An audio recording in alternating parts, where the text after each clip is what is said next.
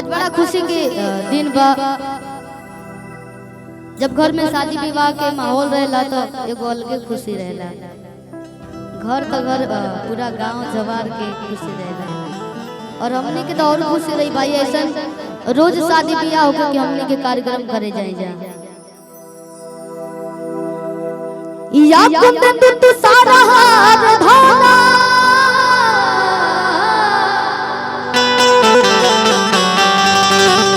या शुभ्र वस्त्र विदा किया बिरावर दंड मंडित करा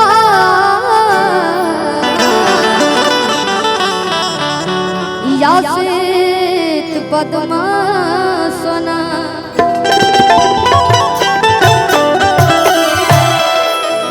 कि ओम जयंती मंगला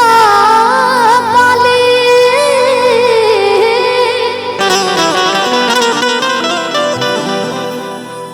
भद्र काली कपालिनी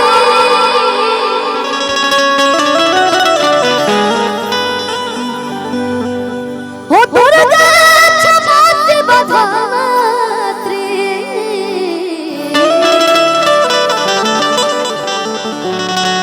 स्वाहा स्वधा नमस्तुते।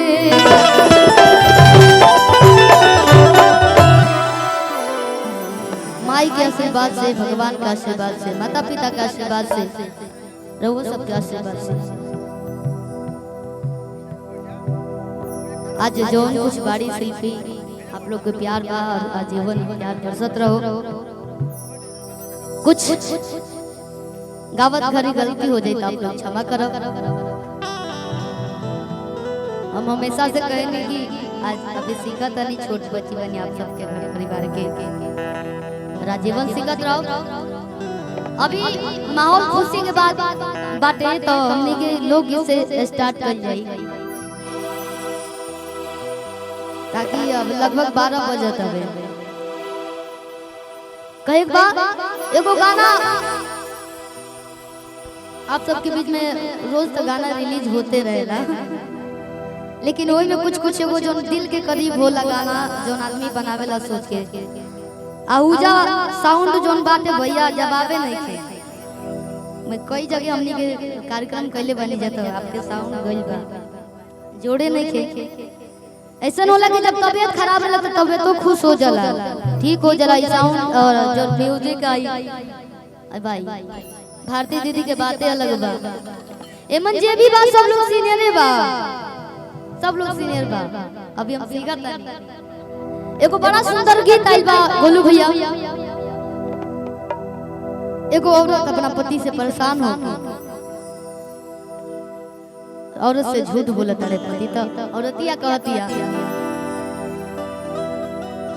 छिहा तारा पारा तू छिहा तारा पारा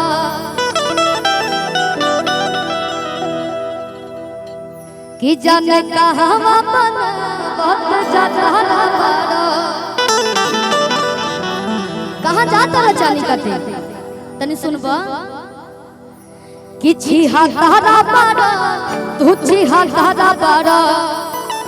कि हमरा खातिर बड़ा बहुत खाता पारा राजा हो राजा हो राजा राजा हो राजा राजा की बोल काहे तू हो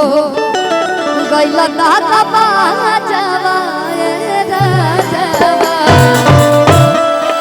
कई बार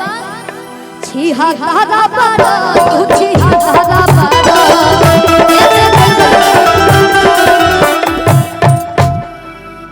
ई सबे लोग जाना था कि शिल्पी नाचेली ना स्टेज पे गावेली तो साथे साथे डांस होई तो मजा आई ना। आई हो मेहरारू के तमाम तरह के भाव होला और आप लोग सुन ही बानी हर प्रकार के गीत जन गीत के माता बहन पूरा परिवार में लोग सुनेला गीत के कहे बा कैसे छिहा धारा पारो तू छिहा धारा पारो जाने कहा बाबा बस जा धारा पारो छिहा धारा पारो तू छिहा धारा पारो हमरा कहा फिर पारो बस खा धारा पारो राजा हो राजा हो राजा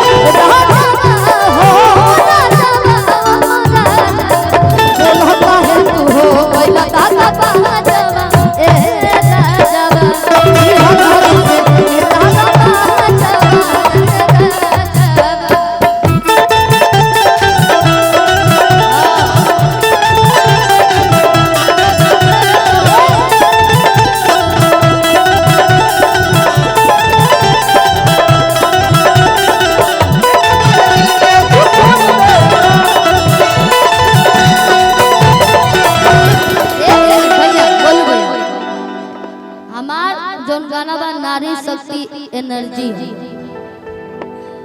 नारी शक्ति के पॉजिटिव बनावेला का बोलेला बलशाली और का बोले ताकत बोले जाला ना एकरा पहले कइले रही सुना हमार बात ना मनबो एगो काम करो रोज रोज के झंझटे खत्म कर दो कि एक बार दिल के सुकून कैदा किए राजा जी हे गोपून कैदा और बड़का चाकू नहीं खे चाकू एक्टिंग कर लेबे आई बड़का धरा चाकू जान मार दो ना रोक ना तारे के रोकम ना रोको और रतिया कहतिया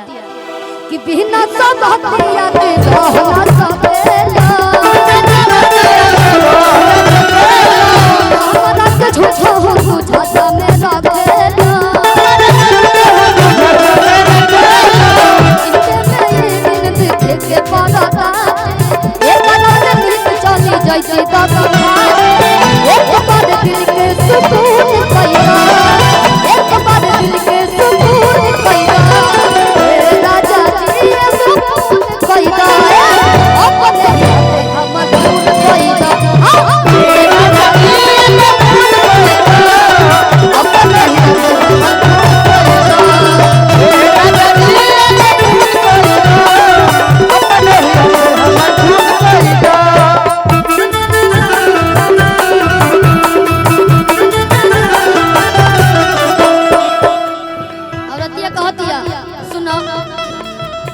हम तू हमरा के इतना तड़पइबो तरसइबो मुइबो अब एकरा से बढ़ के का होला एगो औरत खातिर औरतिया कहतिया रिदम के स्लोही कह जाई कि है अरे करे के रहता बोला कि कहे बियाह कइला छोटी उड़ा दे हम बड़का कर दे देते कि हंसे खेले वाला जी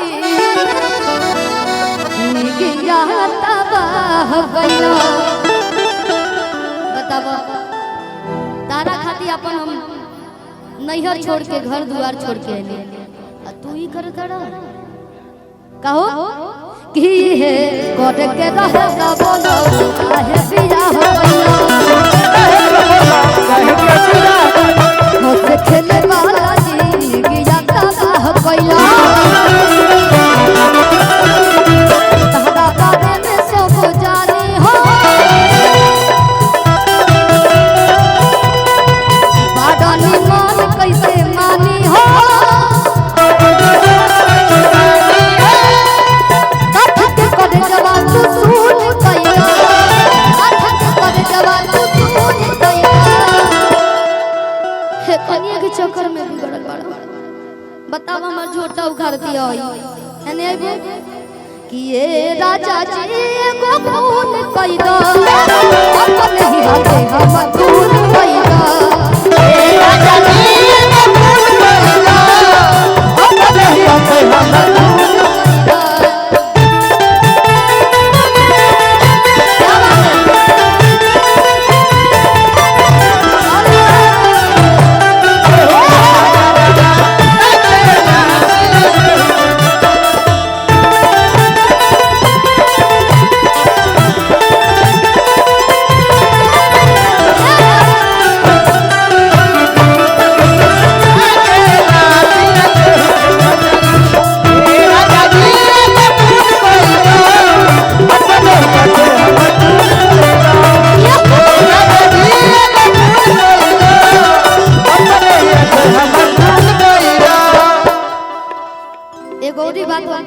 बलिया के लोग बड़ा दिलदार होला ई कहे के नहीं एजा आए दिन शो होते रहेला आई नया बनाई पुराना हम लगभग हम 12 जब हमारे पापा रहने तो पापा के दोस्त के आए जब बलिया में हम पहली बार गांव से निकलने तो बलिया आइल कहीं के बुझाता कितना दूर आ गइल जैसे लोग विदेश चल जाला वैसे बुझाल के हम विदेश आ गए बने का पहला क्षेत्र में हम बलिया वो मेरा एने बड़ा सुंदर सुंदर जैसे लचकौआ अभी जो जीरा जवाई ए ताल में के एने एने एनिए से उत्पत्ति भइल बा ये सब बात की बड़ा बढ़िया शादी के माहौल चलत रहे यही ना साउंड बाजल बा दो चार गो लड़का गमछी ओढ़ के नाचत रहे बड़ा उ दिन हमरा बुलाला नहीं बाकी ओकर बाद से तो धीरे धीरे आदमी पता ना कब गायक बन गली पते ना चलल स्कूल से गाते गाते अब रतिया कह दिया कि काश तोहरे खानी रही कि हमरो काम हो इतना ना करती के यार का समूह लइका रहते तोरो के तड़पई कि काश तो देखा ले रही हमरो लगन हो इतना ना करती रतिया हो